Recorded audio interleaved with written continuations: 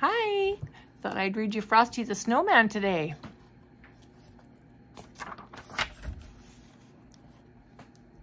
It all started with the snow, the first snow of the season. As every child knows, there's a certain magic to the very first snow, and when it falls on the day before Christmas, something wonderful is bound to happen. Look at that nice house. Kind of looks like a gingerbread house. Children, back to your seats, called the teacher. The snow can wait. I've hired Professor Hinkle, the magician, to entertain us for our Christmas party. Unfortunately, Professor Hinkle was just about the worst magician in the world. And so I put the eggs into my magic hat, said Professor Hinkle. Abracadabra, and voila! The eggs have turned into a mess. Where is my rabbit? Hocus Pocus, where are you? He didn't know that his rabbit, Hocus Pocus, was hiding in the hat.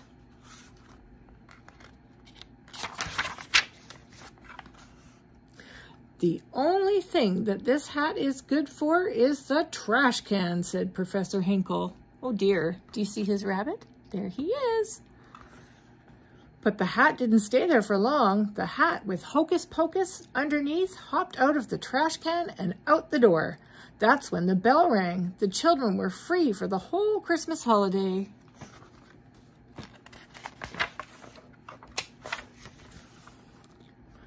Hey, look at the snow, cried the children as they ran outside. They worked together to build the first snowman of the season. Once the children had given him eyes, a nose, and a mouth, it was time to name him. How about Frosty? Asked Karen. Frosty the Snowman.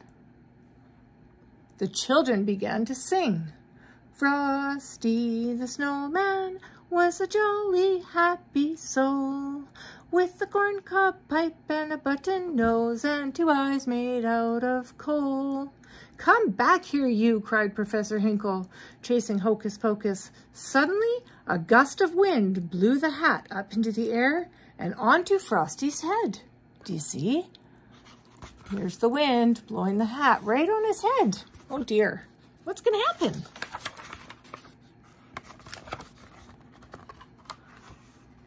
Happy birthday, said the snowman. Karen gasped and said, that hat brought Frosty to life. It must be magic. When Professor Hinkle heard that, he took the hat back. But it's not yours anymore, protested Karen. You threw it away. This hat will make me a millionaire, said the greedy magician. Off he went to make his fortune. Hocus Pocus felt that the hat really did belong to Frosty.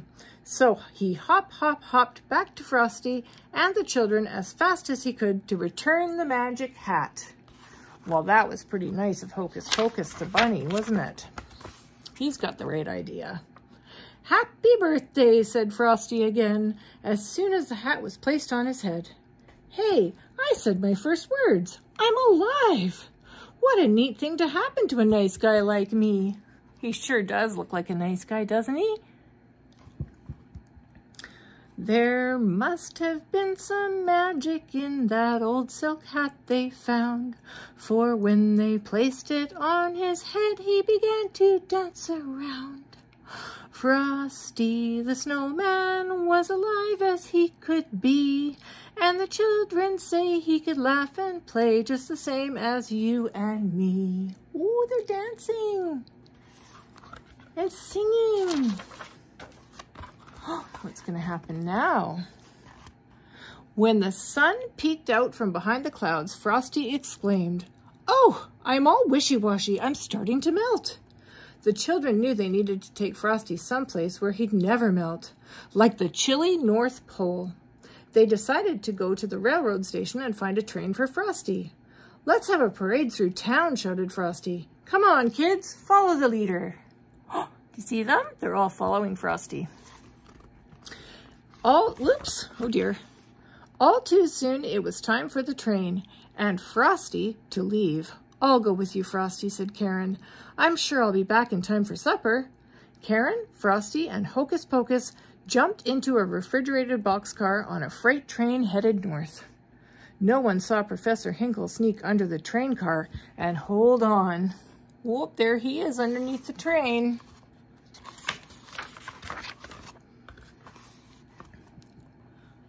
A refrigerated boxcar is a splendid way to travel. Splendid, that is, if one is a snowman or a furry-coated rabbit. But for a little girl like Karen, it was just too cold. So when the little freight train made a quick stop, Frosty got them all out. No one saw Professor Hinkle jump off, too. Oh, she does look cold, doesn't she? She better warm up. Frosty took Karen and Hocus Pocus to a wooded glen where they found the animals decorating the trees for their big celebration. They knew Santa Claus was to come that night. After Hocus Pocus spoke to the animals, they agreed to build a campfire to keep Karen warm. But it didn't take long for Professor Hinkle to catch up with the friends. Oh yeah, Karen will get warm now that she's by a fire.